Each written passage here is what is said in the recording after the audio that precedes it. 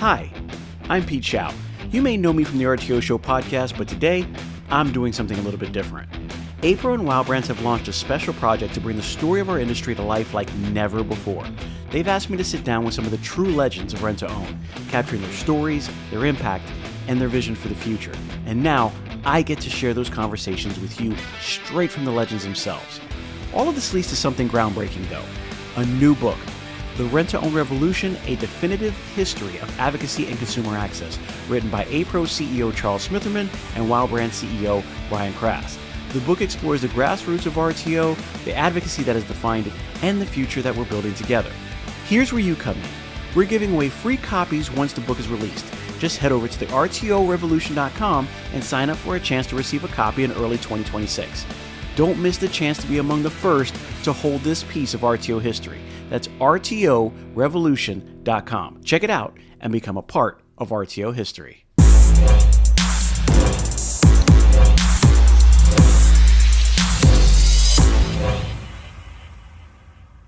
Hello and welcome to the RTO Show podcast. I'm your host, Pete Chow. Today, we have another Legend Series interview. And listen, this one is a little bit different because I have to meet what I would consider is a legend of my current day, talking about a legend of that's already come through, and John Cleek and John Cleek Jr.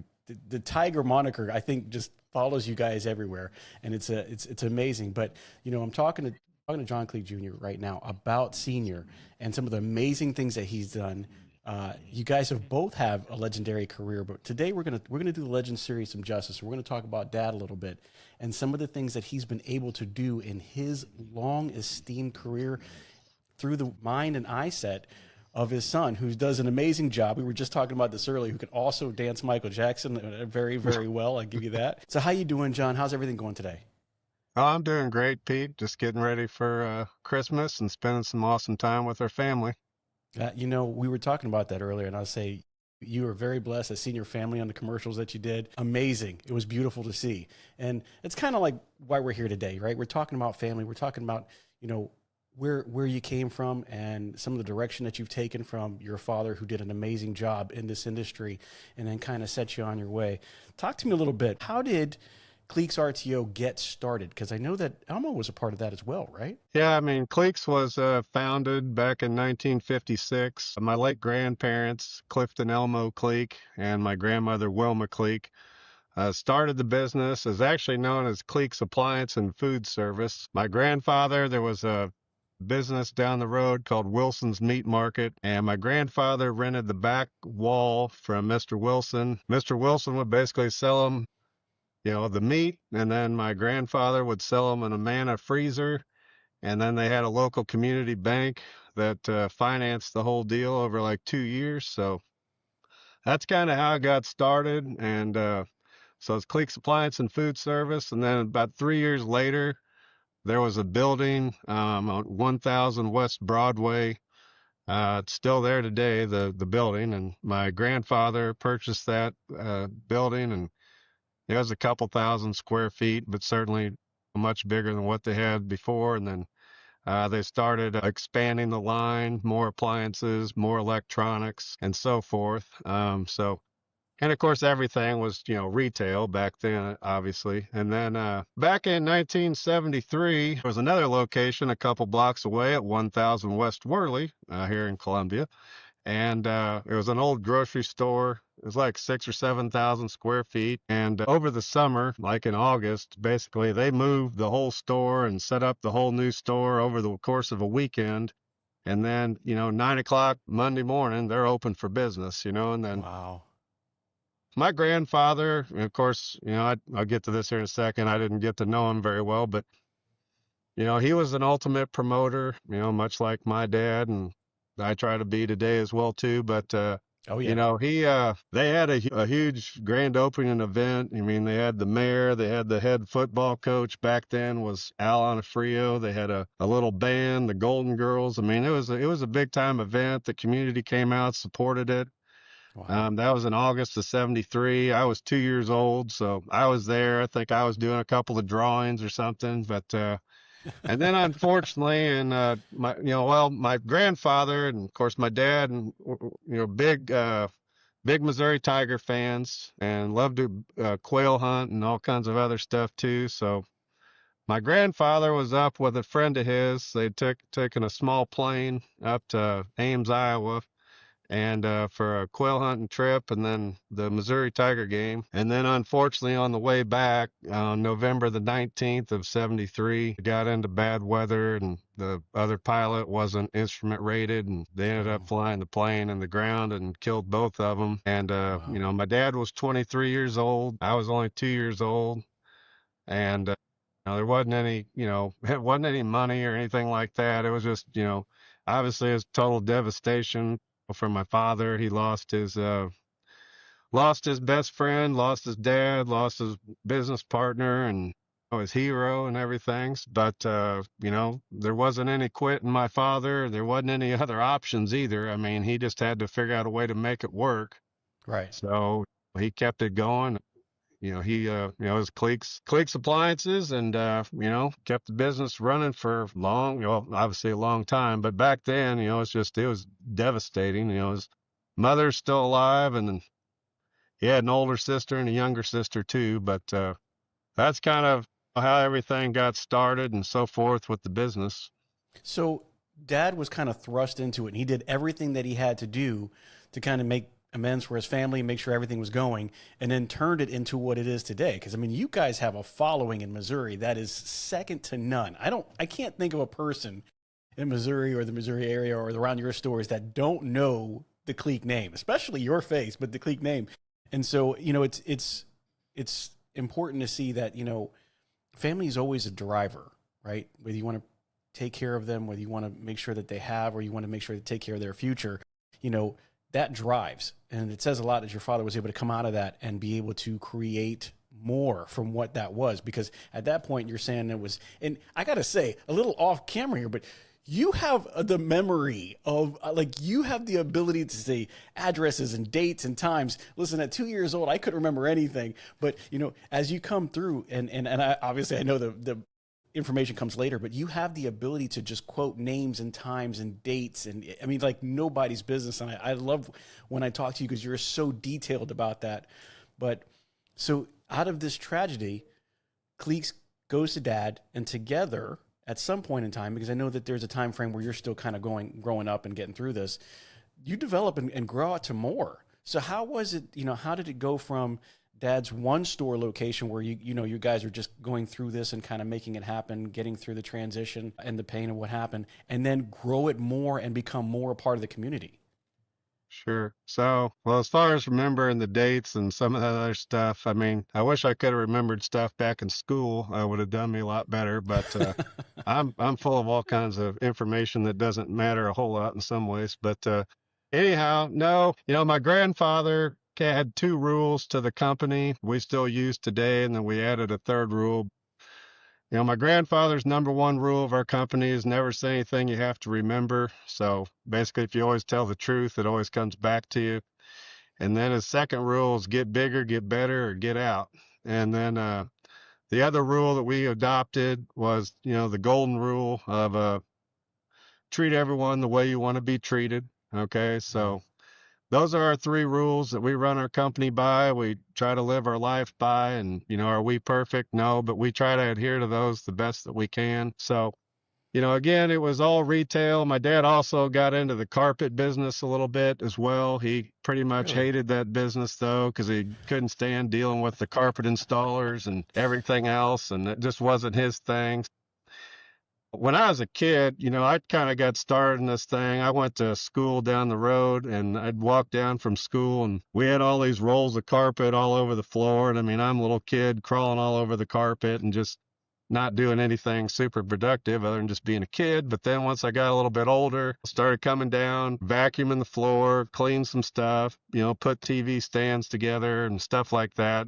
Stuff you can do when you're 14, 15 years old, whatever. My father always worked with his dad. He just knew that's what he wanted to do, and his dad always worked, and if he wanted to see his father, they probably needed to work together. My dad was the best salesman that I ever saw in my life, and, according to all the conversations that I've had with my dad in the past, his dad, Elmo, he was the best that he'd ever seen. There's a lot of good stories. My dad, but back in the day, he knew all the product knowledge. He knew, what the competitors had, what their pricing was. I mean, he pretty well knew everything, and they couldn't afford to miss a sale back then either, because it was all Right. about survival. And I'd like to think we could have that same mentality today, but that's probably not necessarily reality. But nonetheless, I know there's one time, my dad's sitting there telling this one customer everything about this, I don't know, washer or dryer or whatever it was, and just kept going on and going on and going on. And he'd probably already closed his sale about 5 times. And then his dad comes over to him and slips him a little note. And, I can't really say what was on the note, but you can probably take a guess. And about, 2 seconds later, he's like, "Yes, sir." And, "Hey, Mr. Smith, let's go get written up on this washer dryer," So, um, but, my dad, he could do everything in the store when he was, 14, 15 years old, except drive the truck. So there was a lot of times, customers would be like, "Hey, can we get this TV delivered tonight?" And he's like, "Well, yes, sir, I'll get it to you. But, do you mind driving the truck? Because I can't drive." Oh my, wow. That's dedication. That's dedication. Listen, I'll get it to you. Just help me out. And my family was everything. My grandfather coached my dad in Little League Baseball, and my grandfather was one of the co-founders of Daniel Boone Little League here in Columbia, Missouri. And so, if he didn't have anybody to run the store while my dad had a game, I mean, he'd literally just put a sign on the door saying, gone to the ballpark for 2 hours and be back later. So, they didn't miss baseball, didn't miss Missouri Tiger football, but it was all about family and all about work, taking care of customers. That's something that I've always admired, and I know that you and Heather always have kind of brought that tradition up to today, always being the fans and making sure that you guys represent your teams out there. And I love that.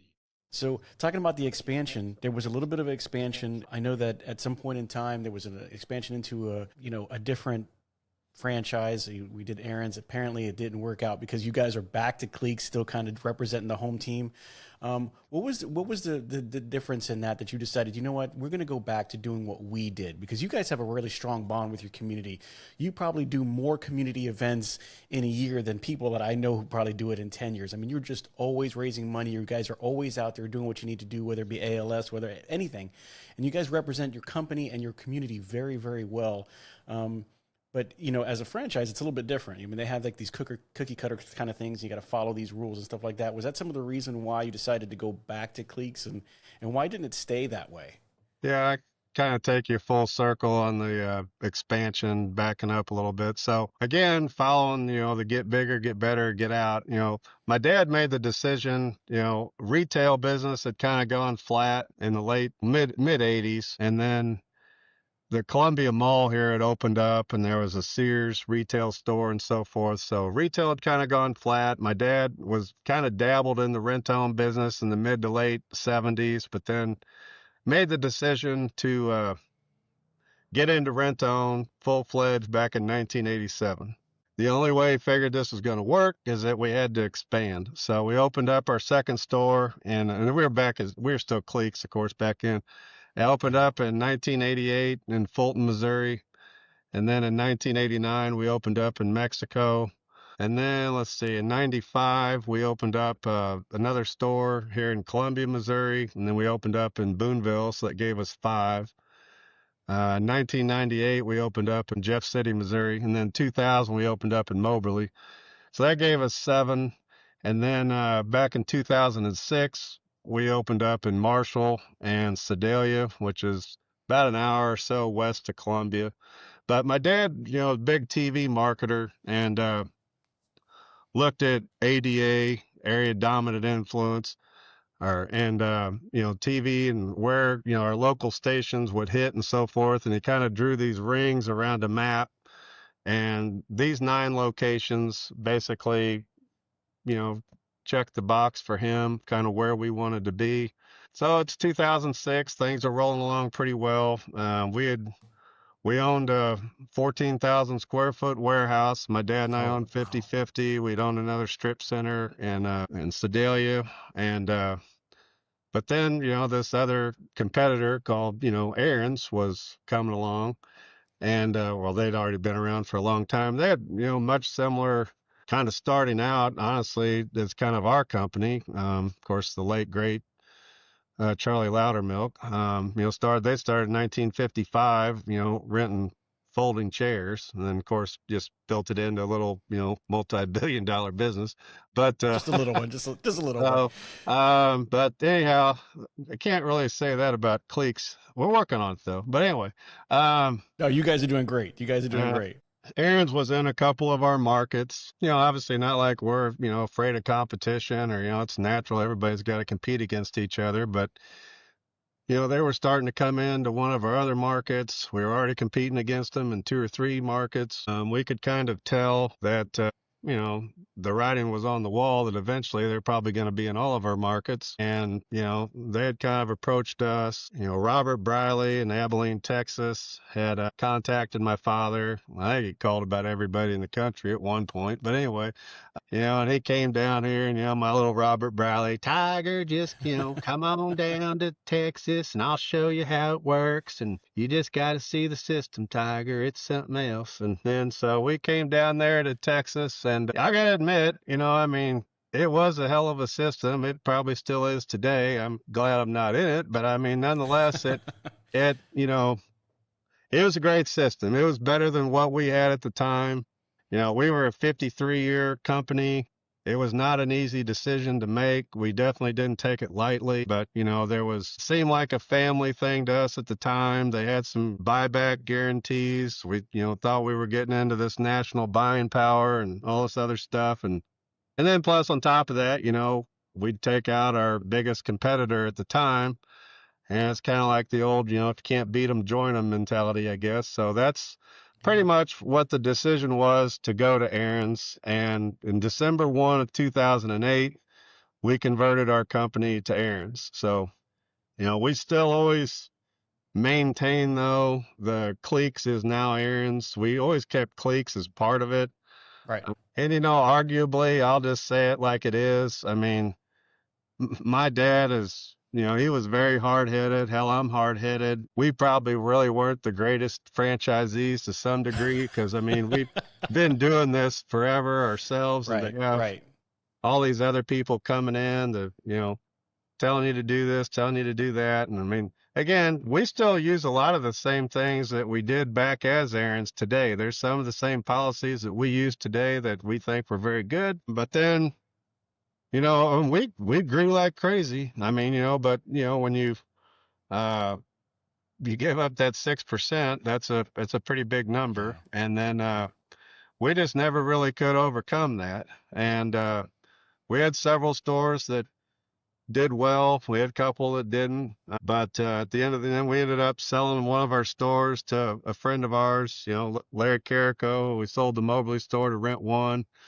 In Columbia, we had two stores, and we own the real estate here in one of them. The other one we leased, and we just decided, you had to do all these big major upgrades and all this kind of stuff, and they're really pretty expensive. We just decided to kind of improve efficiencies or whatever and combine everything into one store. Also, when we did the deal, there was another franchisee in the area, and we tried to buy him out, but he didn't want to sell out at the time, so it involved us having to sell a store or two, merge a store, buy a store. It was a little bit messy and complicated, but we made it all work for a while and so forth. But then, there's some things that, obviously transpired with, Mr. Loudermilk kind of retired. And then Ken Butler, of course, was the COO of Aaron's. And, when he was there, the thing was growing and going. And he Yep. obviously is a legend in this business, and Oh yeah. we have a lot of respect for him. He definitely was never lacking a lot of confidence. I love Ken Butler. KB is like one of my favorite people. Yeah. But then he kind of left, and they had a couple of other CEOs come through. There was one of them that couldn't even explain who our customer was. I mean, if we Oh felt gosh. that was kind of surprising. And then Yeah. another CEO came in, and Aaron's had made the decision to buy out Progressive Leasing. Mhm. And so then we kind of, there's a lot of the franchisees that weren't really happy about that. Um, so, at the end of the day, it's about 2017 or so now, and my dad and I were at an Aaron's franchise meeting. There was some things that were said, and we just kind of looked at each other and decided that, this just really isn't for us. This was a 10-year agreement. Right. Um, and, there's probably a lot of things I could say, but probably shouldn't say. So, but they, I'll say this, Aaron's was very cordial with us.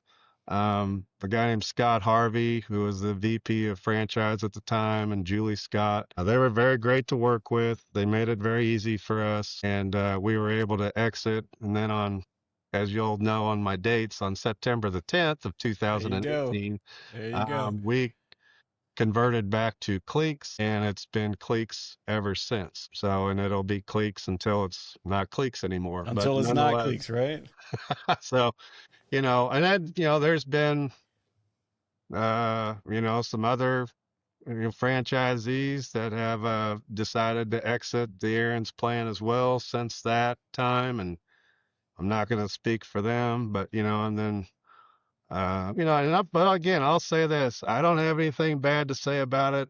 It was a learning experience. It, ultimately, we didn't get into it to get out of it, Right. but ultimately we decided that it wasn't the best fit for us. And again, they were cordial in letting us get out. And so be it. That's where we're at. Hey everyone, it's Pete Chow here from the RTO Show podcast, and I want to tell you about a company that's making a real difference in the rent-to-own space. Wow Brands. I've seen firsthand how they approach marketing. And let me tell you, it's not just about ads. Wow Brands builds complete digital ecosystems designed specifically for the rent-to-own industry. Their e-commerce and lead generation strategies are built to bring in qualified leads. And did I mention that they are actively working with the rent-to-own industry while also being members of APRO and TRIB? Listen, these folks are passionate problem solvers. They don't just slap something together, they design, build, and scale the kind of digital retail tools your business needs and your customers actually want. So if you're serious about growing, reach out to Wow Brands at wowbrands.com. I trust them, and I think you will too. Well, so during this time, as you're going through this, right? So we're trying to expand. We've got a bunch of stores. You're going either into or out of the Aaron's franchise. There's a lot going on between you and Dad. You guys are sharing the reins, so to speak, I would imagine. Where do you find time to be on the APRO board as the president? How did he find time to do that with everything that was going on? I mean, he, not only did he do that, but you guys also are very, very into the Missouri Rental Dealers Association as well. So you're not only, in APRO on a whole level, you guys are an MRDA, which is huge. So my dad joined well, first of all, I back up. He started the Missouri Rental Dealers Association, him and another gentleman named John Thompson. They started it back in 1987, November, and a group of rental dealers all got together. There's a gentleman named Dave Egan, who is an attorney for Rent-A-Center, had called my father and said, hey, I need you to get, the rental dealers together. We got to get a state association formed there in Missouri. So they all got together, and then they had hired a lobbyist, a guy named John Britton. And, Mr. Britton was a legend in the Capitol in Jefferson City, Missouri. He's kind of like the only guy I think that's ever been allowed to smoke inside the Capitol and everything. Anyway, he gets together with the group of rental dealers, and then like in June of 88, they're having a subcommittee hearing down in the Capitol, and my dad's down there with a bunch of other dealers, and John Britton's going on about our rent-to-own statute, and my dad's looking at this other guy, and he's like, is anything this guy's talking about sound like anything that we really do in this business? And he's like, no, not really, but just let him go. He's got these guys spinning in circles. They don't know what to think, so he'll get it done. Don't worry about it. And in June of 1988, we had a state law passed in Missouri. It's a very favorable law. Missouri is a very favorable business climate. So, and then MRDA was formed. My dad was a an MRDA president. He was on the board, the whole time until his passing. He's always been a member of APRO. We're a 40-year APRO member now. Oh yeah, And absolutely. back in 1998, my dad ran for the APRO board and got elected.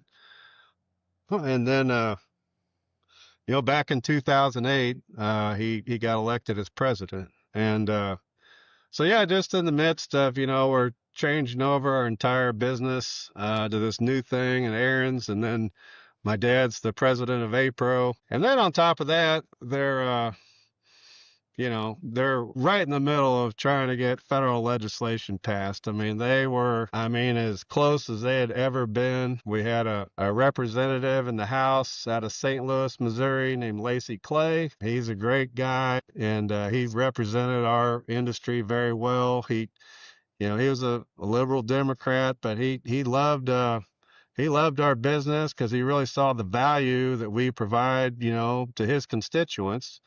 And he got fully behind it. He came to our, LegCon, I believe. He was probably at the APRO session at one point or another too. But when my dad was the president, and there was a lot of lobbyists involved, and of course Ed Wynn, Bill Keese, all this, and a lot of people working on this. But my dad literally from sun up to sundown was working on APRO, working on trying to get this federal legislation passed. And they ended up getting more co-sponsors in the House than they'd ever had before. And then it actually passed through the House. And then they got to the Senate and it died and didn't go anywhere. But I mean, it wasn't from a hell of a lot of effort, especially on my dad's part. But literally him and Ed Wynn were talking all the time, different lobbyists and so forth, John Raffaelli, I believe, and so forth. So there was a lot of effort put on federal legislation by my dad.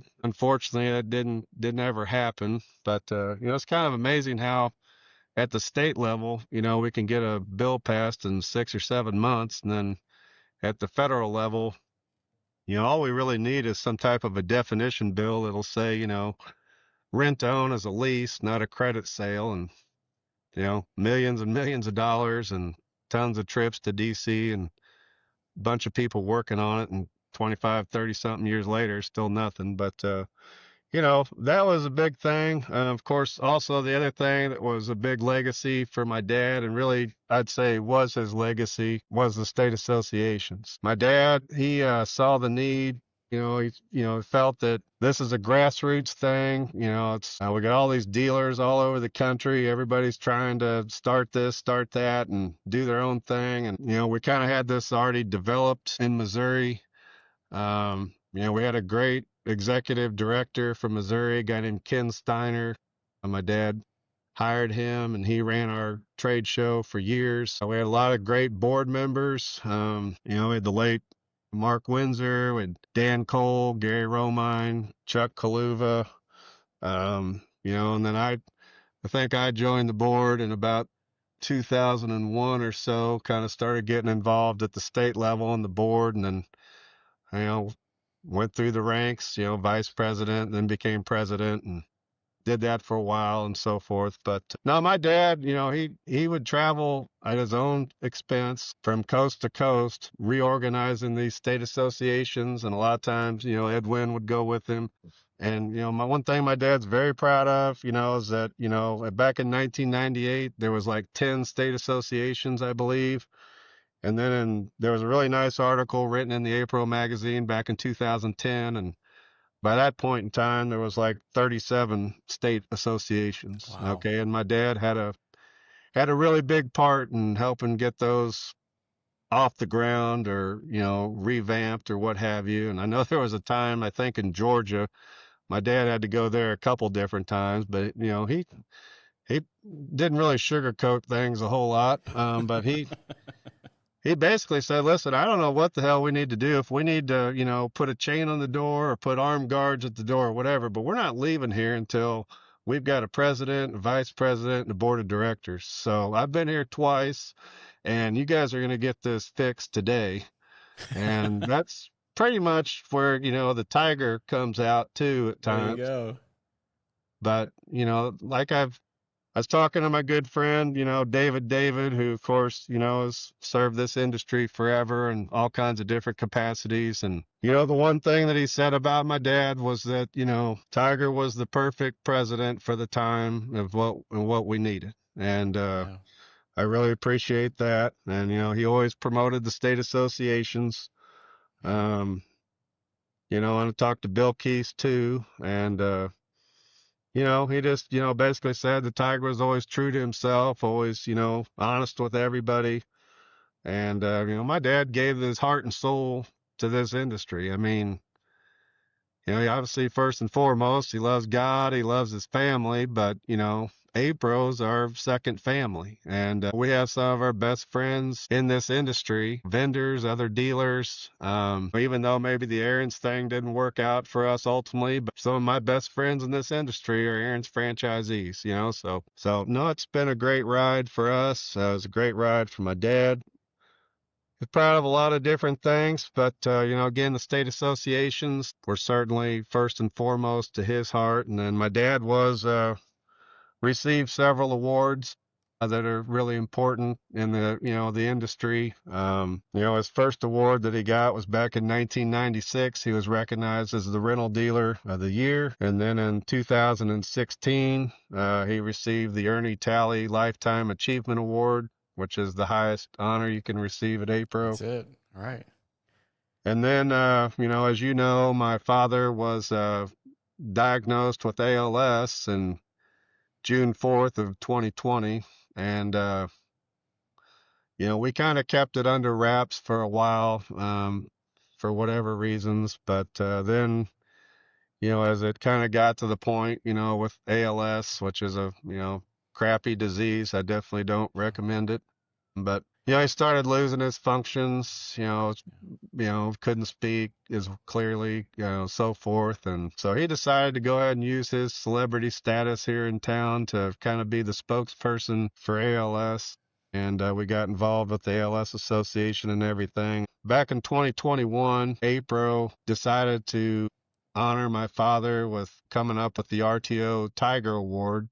So my dad was the first recipient of that. And and then I've presented the award ever since. And then, so one of the coolest moments though, and I'll say this, like I say, the very first year we did the ALS walk, we formed Team Tiger, and that was back when my father was, still alive. So there was a lot of emotion, a lot of support throughout the industry all over the country. And, we raised like, I don't know, 85, 90,000 bucks or something that first year, for the walk here in Columbia, which was huge. But I know I was standing on the stage at an APRO event, and we kind of did a video, and even though it's probably a little bit reluctant for some of my friends in Kansas to say this, but they still did it on behalf of my father. But I got everybody to, give a big MIZZOU, we love you, Tiger. Showed that to my dad, and obviously that was pretty special. Oh, absolutely. You mentioned so many times a lot of leadership, a lot of times that he has dealt and done different things, whether it's the accolades that he's gotten from APRO, whether it's being a part of an MRDA, whether it's being on the board of APRO. That's a lot of leadership. Did he have people that he collaborated with, people that, mentored him on the way up? Or was he just one of those guys that was like, he just led his own way?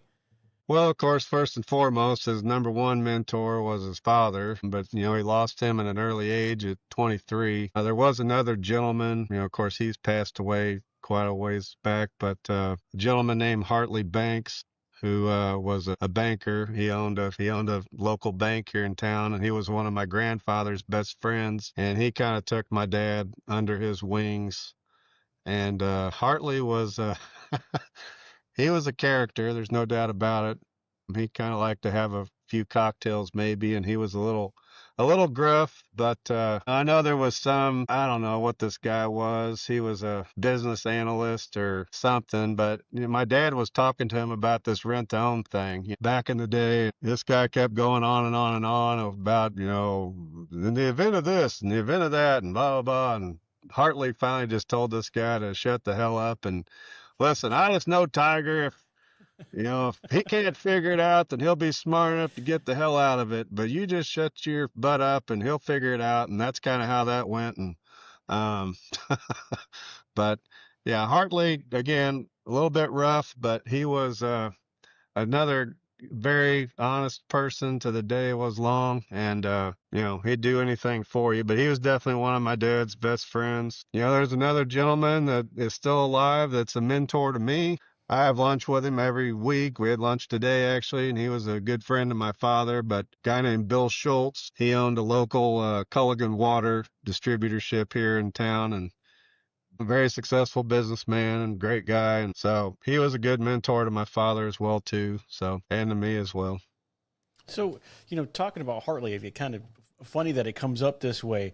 How involved were you and Dad when it came down to the Heartland Expo? With the way you guys did, what you do, the fact that you guys have this every year and it's this big gathering of everybody it has just gotten bigger and bigger and bigger every year. How involved was Dad in that? And then where did it transition off to you?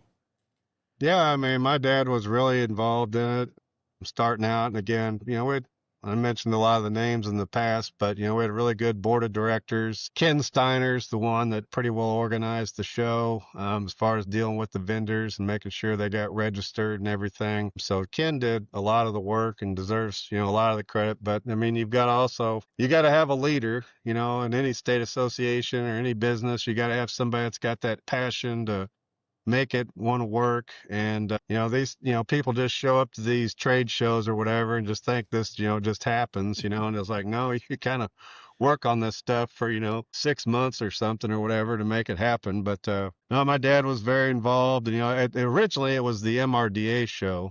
Okay. And then we did that for, I don't know, probably 10 years. So we'd have, 25, 30 vendors show up, little bit smaller venue at a hotel. And then we've kind of, you were there last year, but we've always kind of now been at the Lodge of the Four Seasons. And you see the big exhibit hall that we have and everything. We're able to get about 70 booths in there or so. And the vendors do come with product. And, that's kind of the opportunity for our managers that's kind of their, trib show or their APRO show or whatever, because most of us can't afford to send our people to those national events. So,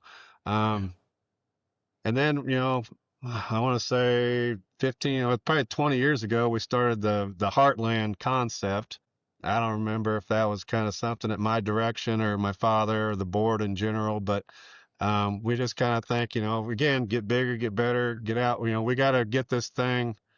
We got other states involved that are right around us, and Kansas, Arkansas, so forth, Illinois, let's put on a bigger show, and they're more than welcome to attend. And, that did pay off for quite a few years. And, last year was probably our best show that one of the best shows we ever had. A couple years ago, well, of course, with COVID, that kind of screwed everything up. We had to cancel the show, and we tried to come back the following year. And I think we did come back with a show. We had to delay it a different time of year. Wasn't quite as great. But then each and every year since then, we've gotten back to where we were. Ken Steiner did retire about 3 years ago. He tried to retire quite a few times. We'd never let him. But he did finally retire, and him and his wife, Laura, they actually live in Mexico. I don't remember the name of the town exactly, but they're in Mexico, and they're having fun down there.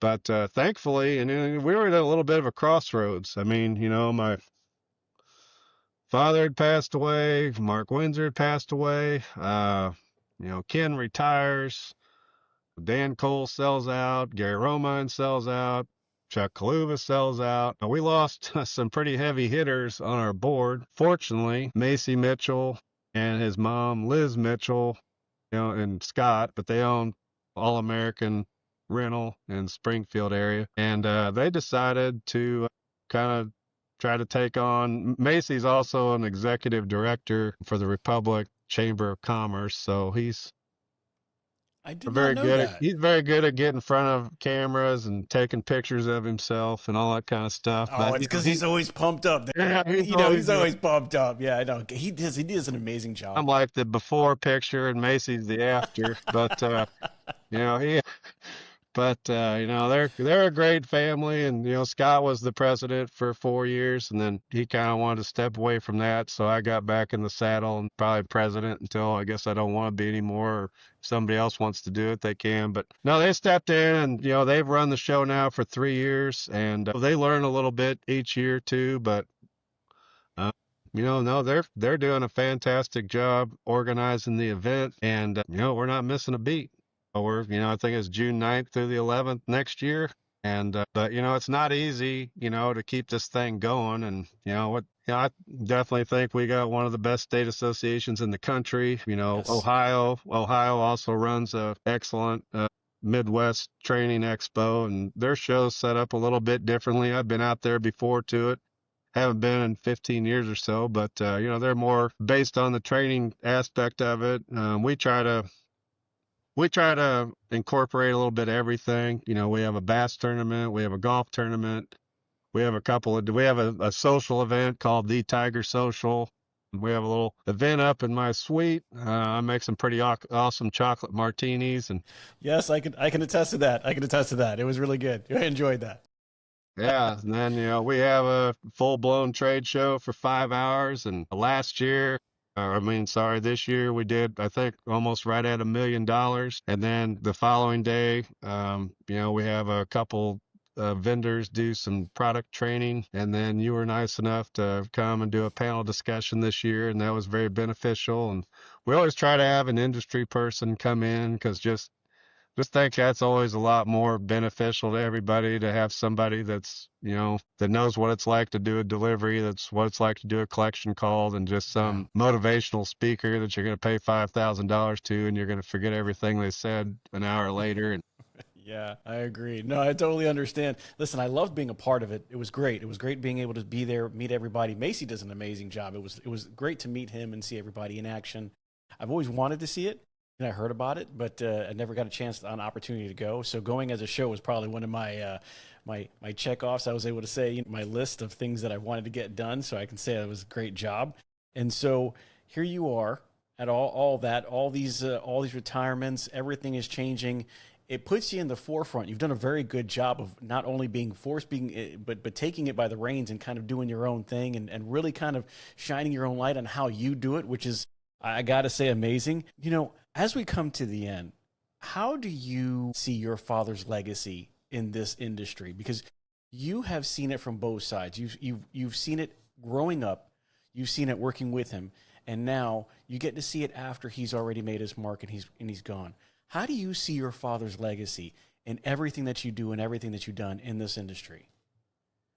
yeah, that's a great question. Again, my father was one of these kind of guys that was extremely passionate. He loved, anything he was going to do, he was going to put 100% into it with his heart, honesty, everything else. He definitely believed in what we do in this business, and serving customers and improving their lives with our products, services that we, give our customers and everything. And, you want to get a group of people together that, want to come together, back in the '80s and so forth, when there was some tax stuff came up in this industry. And then you got some other Congress people trying to pass negative legislation and put us out of business or drastically change how we do business. Just get a group of very passionate people together, and they'll show you how to get that turned around. And, my father was, one of the leaders in that group. And, he bled red, of course, but he bled the black and gold from Missouri, and he bled APRO. I mean,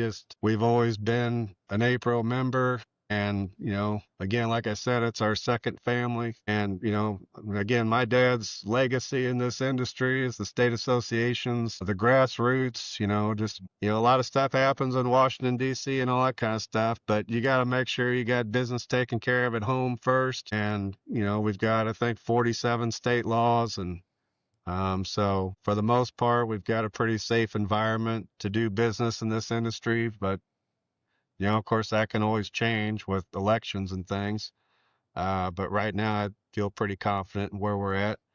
But, my dad, he loved being in the stores. He loved talking to our customers. I remember there was probably a time 25 plus years ago or so, we were in a store in Mexico, Missouri. There was a young man that was in a wheelchair, and he had one of those, he had a keyboard, and he had kind of like a stick deal on his head that he had to use to kind of talk through the keyboard. And he was having a problem with his television or something, and, just watching everything this young man was going through and everything. And I just looked at my father and I said, can we just give this guy a television? And he's like, absolutely, you bet we will. And I know there's another story with, the lady had paid off her account, and my dad came around the counter and just told her how proud he was of her for that and congratulated her on paying off the account. And the lady just kind of started to break down in tears. She's like, Mr. Cleek, I've never had anybody in my life tell me they were proud of me. Oh, wow. So just that, you know way about him, just making people feel good about themselves. You knew everything with my dad was genuine. It was from the heart. Sometimes there was obviously some tough conversations, but I mean, my dad liked to cut up. He liked to have fun. He had a good group of friends in this business. He put everything, he had into it. And he loved the rent-to-own business. Probably wishes he would have got into it a little bit earlier, back in the 70s, a little bit more than the retail, but such is life, you live and learn. So, but then, the best thing for me was the opportunity that I got to work with my father. I guess I could have gone and done anything else that I wanted to do as well too, but I decided, I worked all through high school and through college. I knew that I was going to work with my dad. So when I graduated from college in 93, became the manager of the store. And then, we had started to open up some more stores after that point in time and really started to expand and everything. So, I got the blessing to work with my father for 35 years. Yeah. One great thing about, this industry, is, and I guess you mentioned some other mentors and things, but I mean, we could pick up the phone and call about anybody in this business. And we got a lot of great friends, and, they're willing to share ideas, willing to help each other out. We have seminars and trade shows, and we all get in the same room, and yeah, some of us might compete against each other or whatever, but I mean, we're still trying to help each other out because we know at the end of the day, we're all here to serve our customers. We're all here to make our team members better so they can provide better service to our customers. And, that's 100% what my father believed in. We love seeing customers own washers and dryers and mattresses and other products. Our company mission statement that I came up with, a couple years ago, but it's to make a positive impact in the communities we serve and to improve the quality of life for our customers and team members. And, we've tried to do that, every day, but, we do some things within our community, whether it's bowling for autism tournament or an ALS walk or donating TVs to a local youth group, or, we've provided, turkey Thanksgiving dinners to 6 of our customers at each store. So we helped make, 30 of our customers' Thanksgiving meal a lot better. Yeah. My wife, Heather, was very instrumental in helping to orchestrate. We adopted 2 families, I believe, at each one of our stores to provide Christmas for those families. Oh, wow. Just giving back to the community, supporting those that support us, are all things that my father taught me. And then I don't do a lot of things right, but one thing I am pretty good at, I'll admit, is raising money for organizations. I always joke I can raise money for every organization except my own. You need, like I'm kind of the guy now at APRO events, when it's time to raise money, they give me the microphone. So I'm not afraid to put myself out there a little bit and everything, but, you gotta have some fun with it. We got a good group of people in this industry. A lot of people have made quite a bit of money, and everybody is very generous, understands the mission, understands the cause. One of the great things that APRO has done is the scholarship fund, to help support kids going to college so they can chase their dreams. And, Yeah. all 3 of my kids were recipients of APRO scholarships. So we appreciated that. And We support a scholarship in my dad's name every year. And then, they got the disaster relief fund. Unfortunately, there's been a lot of hurricanes and windstorms and other tragic events that have affected our team members and other or APRO members and stuff. So, we're all family. There's a lot of great family businesses at APRO.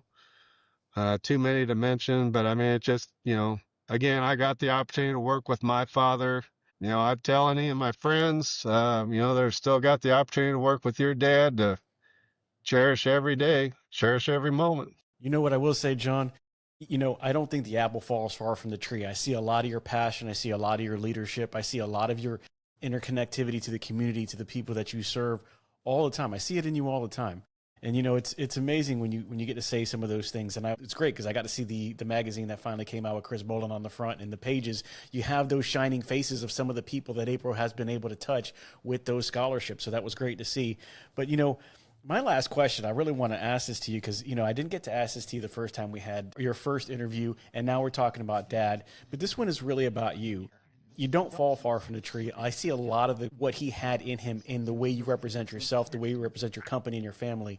How is it to be able to do what you do and follow in your father's footsteps and be a success in the community and be a pillar of the communities that you serve? Yeah, well, again, fortunately, my mom, Ann Cleek, who's still alive, and, my father, they were tremendous parents to me and gave me a lot of love. I had a great upbringing and everything, so I'm first give a lot of credit to them. I've got a wonderful wife, Heather. We've worked together for the last 5 years. Heather's amazing. I love Heather. She's amazing. So she's obviously a very generous person as well too, and loving heart and everything. And then, we have, some long tenured team members, been with us 30 plus years and everything. So, I just decided a long time ago that, if I'm going to do something, I'm going to do it the best that I can, going to jump in, 100%. Uh, some of the stuff that we've gotten involved with has, in reality kind of been through a personal reason or whatever. So like, for example, we have 3 adult children and then a son-in-law and a daughter-in-law, but our son Johnny's 30 and then our daughter Mary's 28. And then our youngest son Thomas is 26 and he has mild autism. So, and Heather has a master's in early childhood education and so Oh, forth. wow. So she really, really utilized that a lot when it came to Thomas and so forth. But, so to say that, so we got involved with the Autism Association here in the area, Easter Seals Midwest, what's called now. But, and then, I saw the need, they needed to raise funds so they could provide better services. So started a Bowling for Autism tournament 22 years ago. They've since renamed it the Cleek Family Bowling for Autism Tournament, so that's kind of a nice honor. Amazing. Proud to say that, in the 22 years I've been doing this, I've raised over $600,000 for that organization. Um, and then, of course, we got involved, our local church. They, so we do there, the school, our kids went to a local Catholic high school, and, it was kind of one of those from the ground up deals. And so we got involved with that and helped raise some money in different events there. The food bank, we're very instrumental, try to help out the food bank. And then, then kind of got involved with ALS, and still, raising money for them today. Of course, not near to the impact that, I used to back when my dad was still alive, but we still raise about $10,000 for them a year. And we, probably raised, I don't know, around 150 or so thousand since we got involved. And, I just find the time to make it work. I mean, some of the times it comes at the sacrifice of my business, which isn't always good, but, I'm a strong believer in trying to make other people's lives better, giving back to the community. And, but I mean, to be honest with you, if I didn't have a son that had autism, would I have gotten involved in the Autism Association? I don't know.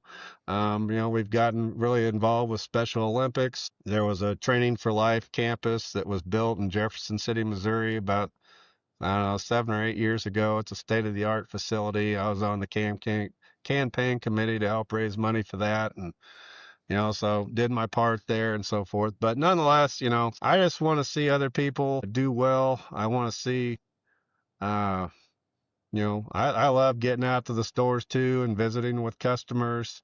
Uh, I love selling things. I still make, some collection calls, sales calls. I don't really do deliveries anymore because physically I just can't. I got a kind of a little bit of an issue with my heart, but so physically can't really lift stuff like I used to. But I just I want to do my best to represent our company in a first class manner that my dad would be proud of, and give back to our community and make other people's lives better. Well, I think you're doing a great job, John, and I'm glad that you're here on this Legends podcast talking about Tiger John Cleek. John Cleek Jr., thank you so much for coming on and just having us today to be able to talk about this and all the things that you've been through, how much he really meant to this industry and everything. Guys, I want to tell you, I really appreciate you stopping in and listening.